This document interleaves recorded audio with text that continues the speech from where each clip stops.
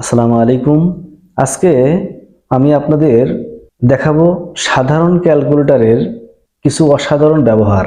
আমরা কিন্তু সাধারণ ক্যালকুলেটর দিয়ে যোগ বিয়োগ গুণ ভাগ এগুলো অনায়াসে করতে পারি, কিন্তু এই সাধারণ ক্যালকুলেটর ভিতরেও অনেক জটিল ফাংশন বা অনেক জটিল কাজকে সহজে করা যায়, সেগুলো হয়তো অনেকেই জানি না। সেটাই দেখানোর চেষ্টা করব। ভিডিওটি শেষ পর্যন্ত দেখলে আপনি এই সাধারণ ক্যালকুলেটর দিয়ে অসাধারণ কাজগুলো করতে পারবেন। চলুন শুরু করি। প্রথমেই আমি এই ক্যালকুলেটরটাকে একটা ডিজিটাল তাসবি গণনা এটা বানাতে পারি। কেমন করে দেখুন। প্রথমে এক চাপ দিলাম, যোগ, এবার সমান চাপ দিব। দেখুন এক করে বাড়ছে, তার মানে এটা ডিজিটাল তাসবি।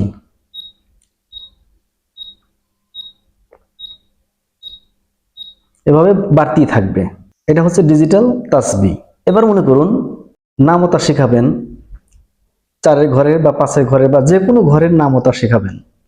সেক্ষেত্রে দেখুন কেমন হয়। ধরুন 5-এর ঘরের নামতা শিখবো, তাহলে 5 চাপ দিলাম, যোগ আবার 5, এবার সমান চাপতে থাকবো। অর্থাৎ 5 1 5, 5 2 10, 3 5 15, 4 5 20, 5 5 25, 5 6 30। এভাবে একটা করে চাপ দিব, মানে একটা করে সংখ্যা বাড়তেছে। এভাবে চলতেই থাকবে। অর্থাৎ 5-এর ঘরের নামতা। যদি বলেন 7-এর ঘরের নামতা, তাহলে 7 যোগ আবার 7, অথবা আপনি একবারই করতে পারেন। 7 যোগ সমান চাপ দিবেন, এই 7 1 7, একবার চাপ দিলে মানে 1, 7 2 14, 3 7 21, 3 চাপ দিচ্ছে মানে 3 7, 4 চাপ দিলে মানে 4 7 28, 5 7 35, 6 7 42। এভাবে চলতে থাকবে। এবার আসুন, ধরুন আপনি 2 যোগ √3 এরকম সংখ্যা যোগ করতে হবে। তাহলে দেখুন কিভাবে করা যায়। 2 যোগ 3 রুট, এটা কিন্তু √3 এর মান এসছে, কিন্তু আমার কিন্তু 2 যোগ হয়নি। এখন শুধু সমান চাপ দিলেই এই যে ফল এসে গেল, অর্থাৎ 2 প্লাস √3 এর মান এইটা। এরপর আসুন, ধরুন আপনি এটা করবেন 100 যোগ 50 বিয়োগ 30। এটা আপনি যখনই সিরিয়াল অনুযায়ী করবেন, তখন অটোমেটিক্যালি ক্যালকুলেটর যোগের কাজ আগে করবে, তারপর বিয়োগের কাজ করে ফলাফল দিবে। চলুন দেখি। 100 যোগ 50 বিয়োগ 30 সমান 120। এই যে 120। এরপর চলুন 6 নম্বর দেখুন, 10 গুণ 20 ভাগ হাফ 0.5, এর ফল হবে 400। 10 গুণ 20 ভাগ 0.5, তাহলে আমরা এভাবে করতে পারি। 10 গুণ 20 ভাগ 0.5 সমান দিলেই আমার ফলাফল কিন্তু 400 চলে আসছে। এবার দেখুন √9 এর সাথে 5 যখন গুণ হবে, তখন ফলাফল হবে 15। আর √9 মানে কিন্তু 3, 3 × 5 মানে 15। দেখুন এটা কিভাবে করা যায়। একেবারে সহজ। আমরা কি করব, যে 9 রুট, তার মানে অলরেডি 3 হয়ে গেল, গুণ 5 সমান দিলে 15। এরপর মনে করেন আপনি শতকরা বের করবেন। 1500 টাকার 10% কত, 2000 টাকার 10% কত, অথবা 5% কত, আপনার যেটা খুশি। কিভাবে করবেন, ধরেন 1500 টাকার আমরা 10% বের করব, তাহলে গুণ 10%, অর্থাৎ 150 টাকা। অর্থাৎ এটা হলো শতকরা বের করা, অর্থাৎ 1500 এর 10% কত হয় সেটা বের করলাম। ধরুন 2000 এর 7%, তাহলে 2000 গুণন 7% মানে 140 টাকা। এভাবে সহজেই আপনি শতকরা বের করতে পারবেন। এরপর মনে করুন একটা বইয়ের দোকানে গেলেন, একটি বই এর গায়ে লেখা আছে 350 টাকা, দোকানদার আপনাকে 15% কমিশন দিবে। সেক্ষেত্রে আপনি বের করবেন কেমনে, 350 টাকা তুলবেন, বিয়োগ 15%, একদম বিয়োগ হয়ে যাবে। অর্থাৎ 350 টাকা বইয়ের গায়ের সাথে লেখা আছে মূল্য, 15% কমিশন দেওয়া হবে, তাহলে মাইনাস এই 15% চলে আসছে। এটা আপনি দুইভাবে করতে পারেন। আরেকভাবে করা যায় 350 গুণ 15%, মানে এই 52 টাকা 50 পয়সা হচ্ছে আপনার কমিশন পাবেন। এখন এটা বাদ যাবে, মূল টাকা থেকে বাদ যাবে, 350 থেকে বাদ যাবে। আপনার কিছু করতে হবে না, জাস্ট বিয়োগ সমান দেন, দেখেন আগের রেজাল্ট চলে আসছে। এই দুইভাবে আপনি করতে পারবেন। ধরুন আপনি 1500 টাকার সাথে 5% যোগ করতে চান, অর্থাৎ 1500 টাকার সাথে 1500 টাকার 5% যোগ করবেন। তাহলে সেক্ষেত্রে এই যে 1500 টাকা গুণ 5%, এই টাকাটা বের হলো। যোগ সমান দিলেই ওই 1500 সাথে এটা যোগ হয়ে যাবে, 1575। এটা একটা পদ্ধতি। আর সহজ পদ্ধতি হচ্ছে এই 1500 যোগ 5%, দেখুন একবারে চলে এসছে। এরপরে মনে করুন এরকম একটি গাণিতিক সমস্যা, 11 নম্বর খেয়াল করুন। 368 যোগ 97 যোগ 97, রেজাল্ট হবে 562। এখন 97 দুইবার আছে, একই সংখ্যা দুইবার আছে, আপনাকে দুইবার চাপতে হবে না। তাহলে আমরা কি করব, 368 যোগ 97 দিয়ে সমান দেওয়ার পরে 97 যোগ হয়ে গেছে। এবার আবার যদি সমান দেই, ওই 97 আবার যোগ হবে। দেখুন সমান দিলাম, ওই 97 আবার যোগ হয়ে গেছে, অর্থাৎ আমার রেজাল্টের সাথে মিলে গেছে 562। দেখুন 562। অর্থাৎ এই 97 আপনি যতবার যোগ করতে চান ততবার শুধু সমান চাপ দিলেই হয়ে যাবে। আবার দেখুন 12 নম্বর, 839 বিয়োগ 47 বিয়োগ 47 বিয়োগ 47, এভাবে 3 বার 47 বিয়োগ করতে হবে। আমাদের রেজাল্ট কিন্তু 698।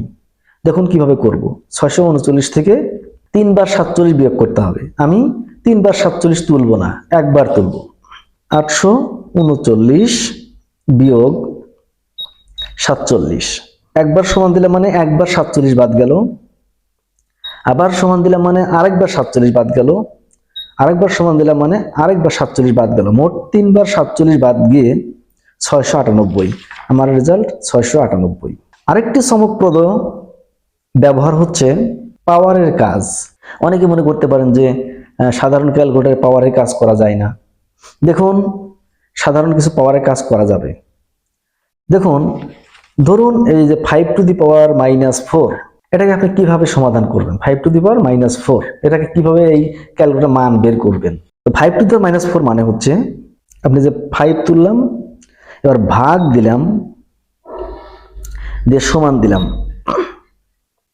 একবার সমান চাপলাম মানে 5 টু দি পাওয়ার -1 হয়েছে, দুইবার চাপলাম মানে 5 টু দি পাওয়ার -2 হয়েছে, তিনবার দিলাম 5 টু দি পাওয়ার -3 হয়েছে, আরেকবার চাপ দিলাম 5 টু দি পাওয়ার -4 হয়েছে। অর্থাৎ 5 টু দি পাওয়ার -4 মানে হচ্ছে 0.0016। এটা কিন্তু আমাদের ক্যালকুলেটরে এসেছে। মাইনাস পাওয়ারের কাজ শিখলাম, এবার আমরা প্লাস পাওয়ারের কাজ শিখি। ধরুন আপনাকে বলা হলো 5 এর উপর স্কোয়ার করতে হবে, অথবা 25 এর উপর স্কোয়ার করতে হবে, 25 এর উপর স্কোয়ার। তাহলে যে 25 তুললাম, এবার গুণন চাপ দিয়ে এই সমান দিব, মানে একবার সমান চাপলে স্কোয়ার হয়ে যাবে। একবার সমান চাপলে স্কোয়ার, প্রথমবার সমান চাপলে স্কোয়ার হয়ে যাবে। 25 25 625 স্কোয়ার হয়ে গেল। আরেকবার যদি চাপ দিই তাহলে কিউব হয়ে গেল, অর্থাৎ 25 এর উপরে কিউব হয়ে গেল। অর্থাৎ 25 গুণ 25 গুণ 25, তাহলে স্কোয়ার কিউব আমরা করতে পারি। যেমন 5 স্কোয়ার করব, তাহলে 5 ইন্টু ইকুয়াল দিলাম 25, 5 এর উপর কিউব মানে 125 হয়, আরেকবার চাপ দিলাম মানে কিউব হয়ে গেল 125।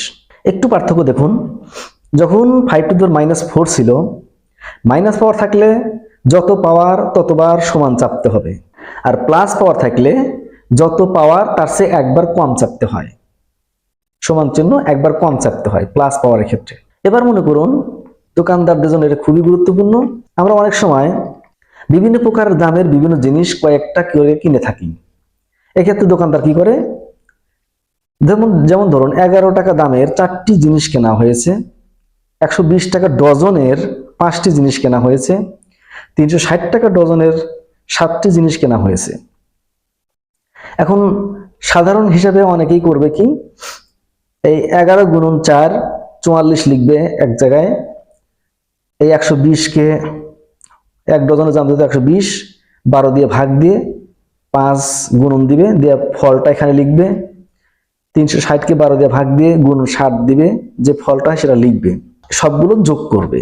কিন্তু আপনি একেবারে একসাথে, এবং কাস্টমার যদি আপনাকে 500 টাকার নোট দেয়, কত টাকা ফেরত দিবেন সেটাও একেবারে একসাথে হিসাব করা সম্ভব। কিভাবে দেখুন, 11 টাকা দামের 4টি জিনিস কেনা হয়েছে, তাহলে আমি এই যে 11 গুণ 4, আমাদের কি করতে হবে, এই যে m প্লাস এটাতে চাপ দিব, যা হয়েছে থাক।